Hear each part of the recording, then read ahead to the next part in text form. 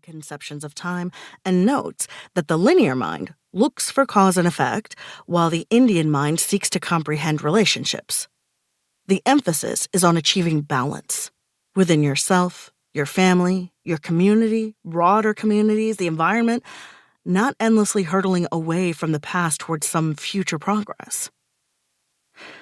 As a white American brought up on deadlines and timelines and dots and dates, I've been bound to a boat on the river of time, rushing forward for as long as I can remember. I was taught to memorize history when I had to. I was raised to look back on it at a distance. It wasn't until I was well into my 30s that I fell into a relationship with history, and it happened through images.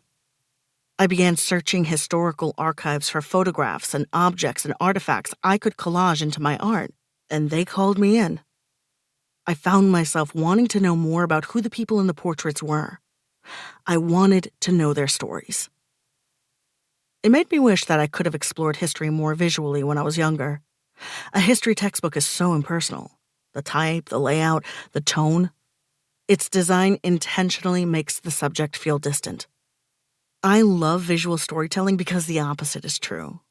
Visual storytelling is a form and a framework that tweaks your brain into seeing differently and reading differently and digesting information differently. It's not just the image that matters, but how it takes up the space. It's not just the event that matters, but how we shape the stories around it.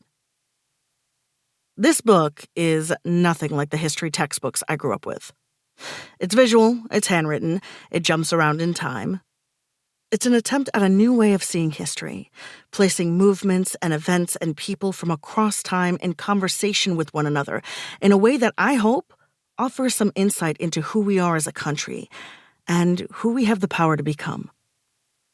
I've tried to achieve a small ecosystem of balance by including a number of different time periods and peoples and themes.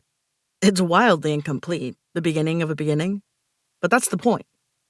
If you, like me, like to learn this way, I hope it gives you just enough to start seeing history around you all the time, in the placement of the freeways near your home, in the expressions you hear again and again, in the images we use as shorthand for America. Forms change us, and I hope this book changes you. A poem has the ability to shape us into the truth just as much as, if not much more so than, a list of facts. I hope you question these stories, this book. I hope your questions turn into creation, of conversation, of art, of action. Because history is now. History is you. History is a relationship that never ends. The Good Old Days.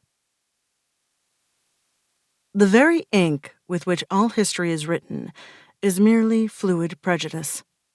Mark Twain. At 2 a.m. on the last day of May 2020, flames poured from the headquarters of the United Daughters of the Confederacy. Ignited by protesters during the uprisings for racial justice, the blaze was quickly put out, but the message was clear. We know who you are, and we know what you did. The end of the Civil War left white Southerners dejected. Women were widowed and left childless. Others watched as their sons, brothers, fathers, and husbands returned home in defeat. They believed these Confederate men were heroes and wanted to honor their service, so the groups affluent white women had formed during the war to sew uniforms and nurse the wounded grew into associations to care for veterans and commemorate the dead. By the late 1800s, those smaller women's associations began banding together, and in 1894, the United Daughters of the Confederacy was formed. It had been 3 decades since the end of the Civil War. 3 decades since the practice of white people enslaving black people had been outlawed.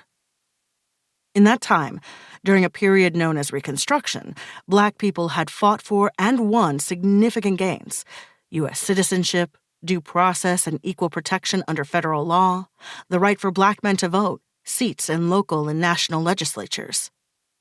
White Southerners did not respond well to these gains. They used sustained campaigns of racial terror, black codes, the Ku Klux Klan, public spectacle lynchings, to ensure that the rights black people had secured were in name only.